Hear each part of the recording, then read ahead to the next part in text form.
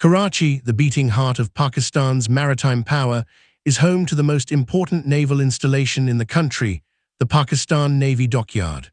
Located on the Arabian Sea coast in the bustling city of Karachi, this naval base is the command hub, logistical core, and frontline stronghold of the Pakistan Navy.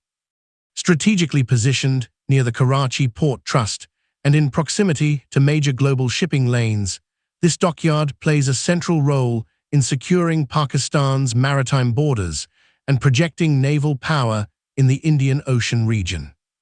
The Pakistan Navy Dockyard, often referred to as PN Dockyard, is a high-security naval base responsible for the maintenance, refit, and modernization of Pakistan's naval fleet. Adjacent to the Karachi Shipyard and Engineering Works, one of the oldest and most significant shipbuilding facilities in the country, this base enables the Pakistan Navy to sustain and expand its operational capabilities. From repairing surface ships to outfitting submarines with advanced systems, the dockyard serves as the technical backbone of the fleet. Within its high-security perimeter lies the submarine base, a critical part of Pakistan's underwater warfare program. This base houses the French-origin Agosta 70 and Agosta 90B submarines, which form the nucleus of the country's underwater deterrent. Open-source satellite imagery has even suggested the presence of underground submarine pens, a common feature in naval bases aiming for stealth and survivability. These submarines are being gradually upgraded with air-independent propulsion systems, increasing their range and underwater endurance, making them a formidable challenge for regional adversaries.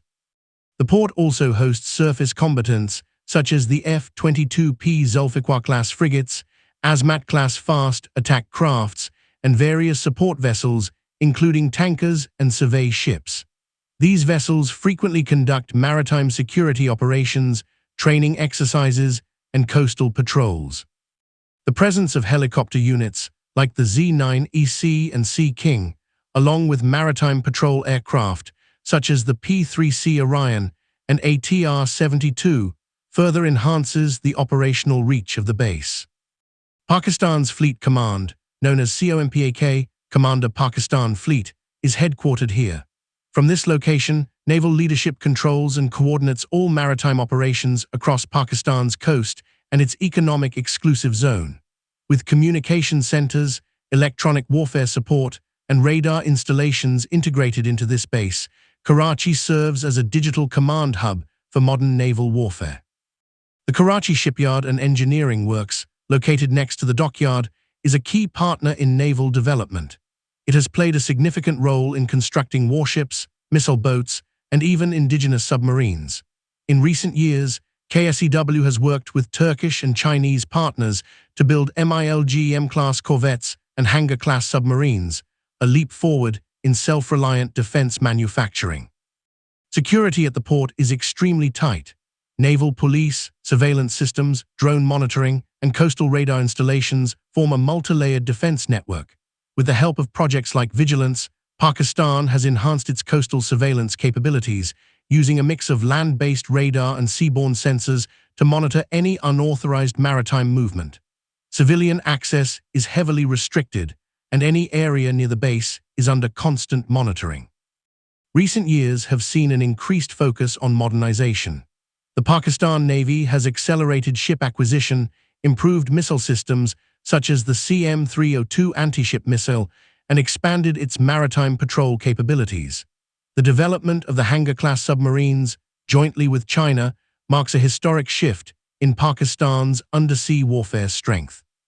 These new submarines are expected to carry longer-range missiles, have greater stealth, and feature air-independent propulsion technology, placing them at par with some of the best non-nuclear submarines in the region. Karachi's importance goes beyond naval operations. As part of the China-Pakistan Economic Corridor, the port plays a protective role in securing maritime trade routes and maintaining uninterrupted access to Gwadar and other future port developments. The growing cooperation between Pakistan and China, especially in naval exercises and technological sharing, highlights Karachi as the staging ground for Pakistan's naval diplomacy and regional outreach. Despite its strategic strength, Karachi also presents some vulnerabilities. Its proximity to a densely populated urban zone can create civilian risk in conflict scenarios. The open-source digital world, with access to satellite imagery and automatic identification systems, may offer adversaries a peek into activity within the base. Moreover, the cybersecurity of naval design and communication systems remains an evolving challenge. In conclusion, Karachi is more than a naval base. It is the nerve center of Pak. Istan's maritime defense. With shipyards building the future fleet, submarines patrolling strategic depths, and warships projecting strength across the Arabian Sea, the port embodies Pakistan's resolve to secure its coasts and defend its maritime interests. In a high-stakes geopolitical escalation, tensions between India and Pakistan reach a critical flashpoint. The Indian Navy, backed by satellite intelligence and electronic warfare dominance, launches a preemptive precision strike on Karachi, Pakistan's primary naval stronghold, with the objective of neutralizing Pakistan's naval combat capabilities in a limited time frame. It is 4:00 a.m. The Arabian Sea is still, but tension fills the air.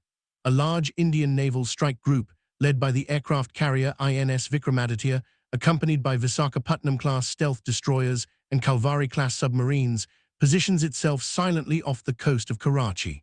The mission is clear: to cripple the operational capability of the Pakistan Navy by targeting its heart, the Karachi Naval Dockyard.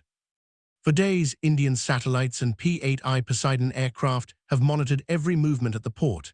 Each submarine, each fuel depot, every warship and command center has been precisely mapped. The assault begins not with bombs, but with silence, a wave of electronic warfare.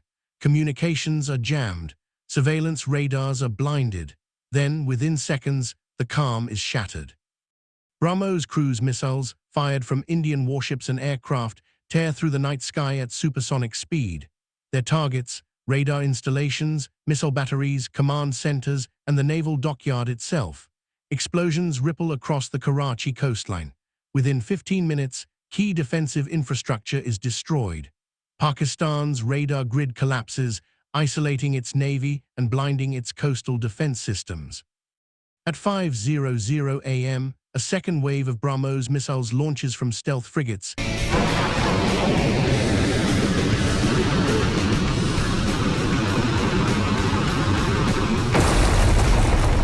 This time aimed at warships docked at the harbor. PNS Zulfiqar, one of the Navy's key frigates, is hit while undergoing maintenance. A massive explosion engulfs the ship, sending shockwaves across the dockyard. In the submarine pen, an Agosta 90B attempts to scramble, but before it can dive, it is struck by a precision-guided missile, damaging its hull. 2 Agosta 70 submarines remain at the bottom of the pen, lifeless. Meanwhile, Karachi Shipyard and Engineering Works, the hub of Pakistan's naval construction, is in flames. The dry docks collapse, halting construction of the MILGM-class corvettes. A corvette nearing completion is destroyed. The command headquarters of COMPAK, Commander Pakistan Fleet, is struck by a third wave of air-to-surface missiles. The entire communication chain of the Pakistan Navy is severed. Pakistan's fast attack crafts attempt to respond, but Kalvari-class submarines lying in wait under the sea unleash torpedoes. Several vessels are sunk before they even leave the port. Attempts to scramble naval helicopters are met by air-to-air missiles launched by MiG-29KS deployed from the carrier. One by one, Pakistan's limited naval aviation assets are neutralized. By noon, the Indian Navy establishes full sea control over the waters near Karachi. No ship leaves, no aircraft enters. Pakistani reinforcement attempts from Ormara or Gwadar are spotted and turned back. Fuel tanks near the port explode. Ammunition depots erupt. Fires spread through ship maintenance yards, fuel farms, and training schools. The once bustling naval hub of Karachi is silent, consumed by smoke, fire, and twisted steel. Civilian panic begins to spread through the city. The close proximity of the base to Karachi's urban center means collateral damage is unavoidable. Hospitals are overwhelmed. Infrastructure is strained. International observers call for de-escalation, but the damage is already done. By the end of the first 24 hours, Nearly 80% of Pakistan's naval assets based in Karachi are destroyed or heavily damaged. Surface combatants are gone, submarines are disabled, command and control systems are offline. The Karachi shipyard is a smoldering ruin. Surveillance systems are blinded. Naval fuel and weapons storage is depleted.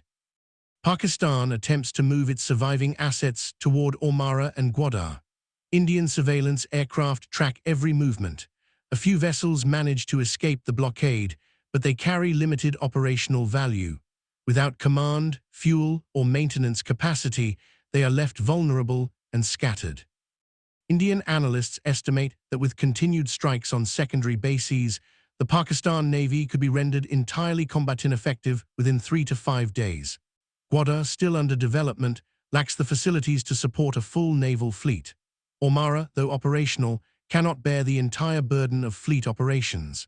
Air superiority, sea denial, and electronic warfare have shifted the balance of power decisively. But the operation is not without cost. The attack pushes the region into full-scale conflict. Pakistan mobilizes its ground and air forces. Strategic deterrence systems are put on high alert.